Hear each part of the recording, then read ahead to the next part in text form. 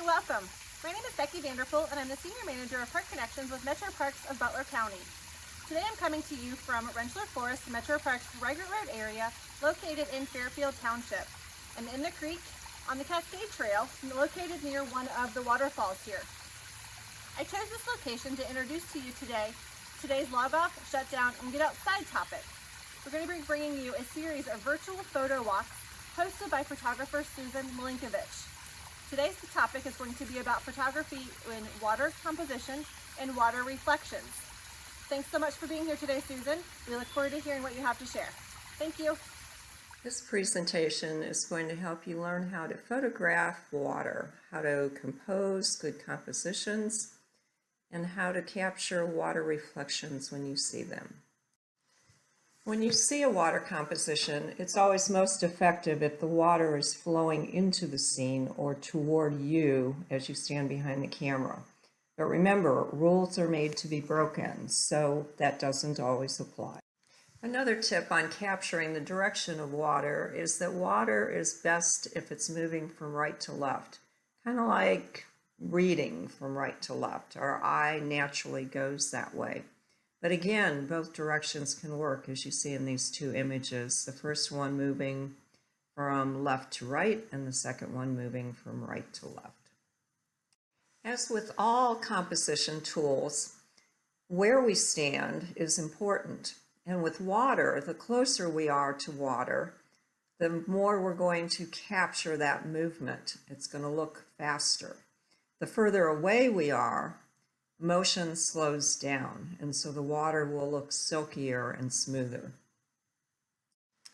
With the advent of digital photography, our need for filters on the end of our lenses diminished because many of those filter effects can be applied in post-processing. But two important filters to use when we're capturing water scenes are polarizing filters and neutral density filters. A polarizing filter can reduce bright reflections and glare on the water surface and on the wet rocks within the water. And if a scene is too bright and you want to slow down the movement of the water to get that silky effect, you can put on a neutral density filter, which will slow down your shutter speed, allow the shutter to be open longer, and allow that smooth silkiness to compose in your frame. One of the first things to do when you are trying to capture a water scene is to stand and watch the water for a while. You want to see what the water is doing, how fast it's moving. So for example, on a beach scene, you want to watch how the waves are coming in, how far up on the shore they're coming. How does it move as it goes back out into the body of water? Same with a river scene. How fast is that water flowing? What direction is it going? What kind of shutter speed are you going to need to capture either the movement of the water or create that smooth, silky look?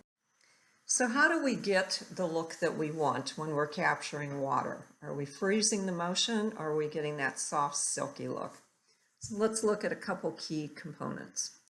The shutter speed is going to be the most critical element in capturing a water scene and determining what that scene is going to look like.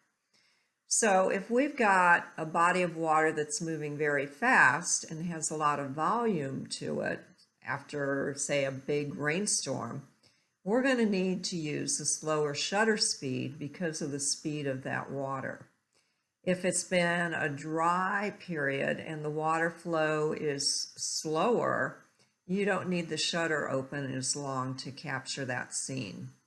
We often also have to think about the focal length of our lens and how close we are to the water with that lens.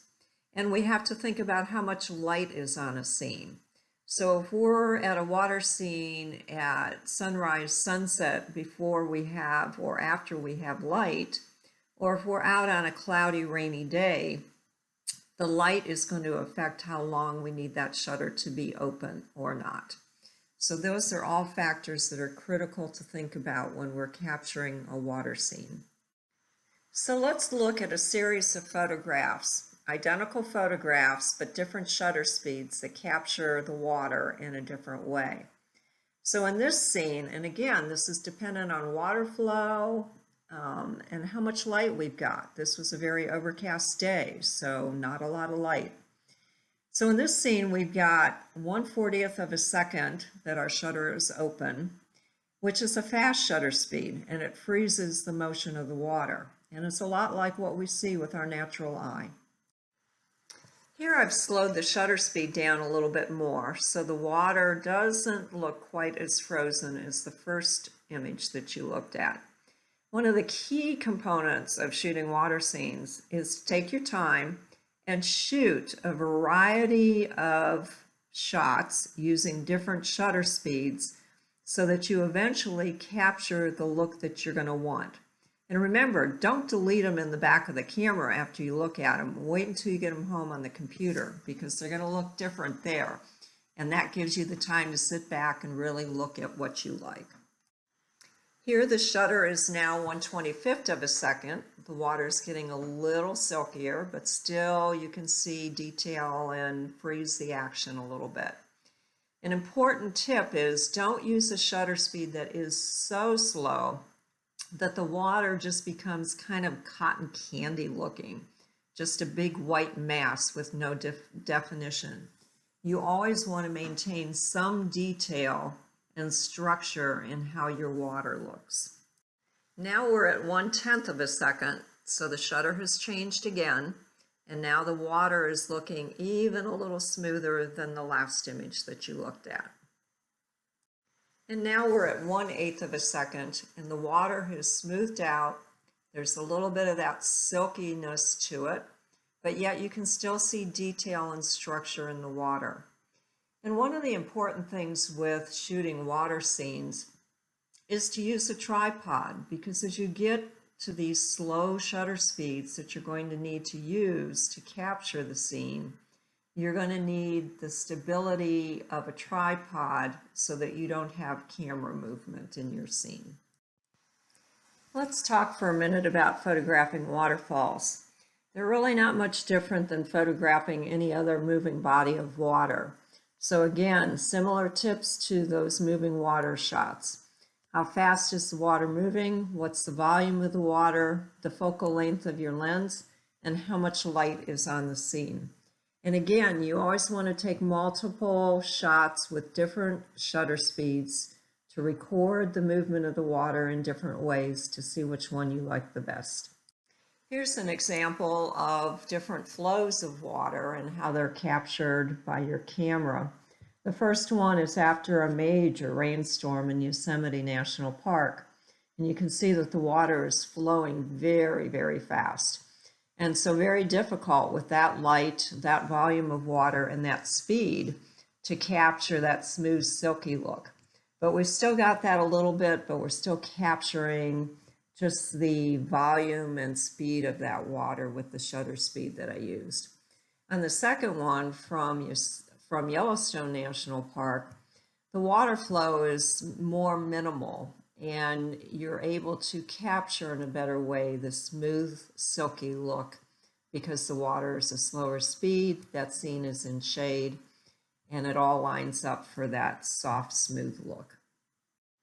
And don't forget, when you're shooting waterfalls, like any other compositional scene, take that larger scene capture of the full waterfall, but then take the time to explore the smaller scenes within the large scene. So you can see on the left the waterfall, that rock that's sitting there, and on the right, that's zooming in on that rock and capturing just the flow of the water around that rock. So remember the small scenes as well as the large scenes. Now let's take a moment and look at water reflections. Water is a natural mirror that we find out in nature.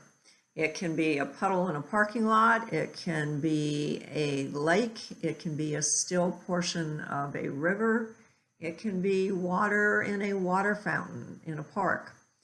Water reflections can be found anywhere that water is found. When shooting water reflections, you have lots of options for how you shoot that scene. One of them is obviously to shoot the larger scene, as you see here on the right, with the Ferris wheel and the bridge and the skyline of Cincinnati. But you can also zero in and isolate just a small portion of that reflection, which creates a nice kind of abstract composition that creates interesting colors and scenes. When you're capturing mirror reflections, you need to make a decision about where the basically kind of your horizon line, but that middle line is going to be. So do you want a symmetrical look where the top and the bottom are basically equal within the camera frame, or do you want to offset where that lies? And that's going to be totally dependent on your composition and what you're trying to capture. But pay attention to those features of the scene and how you want to render that in your image. To capture colorful water reflections in the water, you need a couple of things. You need the water surface to be in shade, and you need the opposite shore to be in sunlight, so that that light and that color is being reflected into the water. If that water were in sunlight, it would not pick up the reflections because of the bright glare. And don't forget that you can do something a little more abstract, as the one on the right is. That's really just a capture of the water movement using a slower shutter speed, and it gives you kind of a Monet abstract-y look to your image. Again, when shooting water scenes, you often want to use the polarizing filter to reduce the bright spots and the glare on the water surface and on the wet rocks. But remember, when you put a polarizer on a lens, to turn the polarizer and look at the effect. You don't want total polarization of the water because you will lose the color and the reflection in the water. So rotate your filter to see what you get before you take your shot.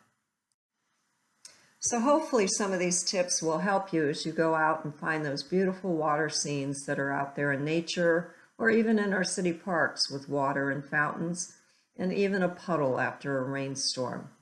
So experiment, try new techniques, but more importantly, be safe, have fun, and enjoy the beauty all around you. So thank you for joining us today, and a special big thanks goes out to Susan Milinkovich for hosting today's photo walk series. Susan, I'm looking forward to using some of the tips and knowledge that you shared and taking my own photography of water here out in the park. We look forward to bringing you future photography topics as part of our photo walk series, also hosted by Susan.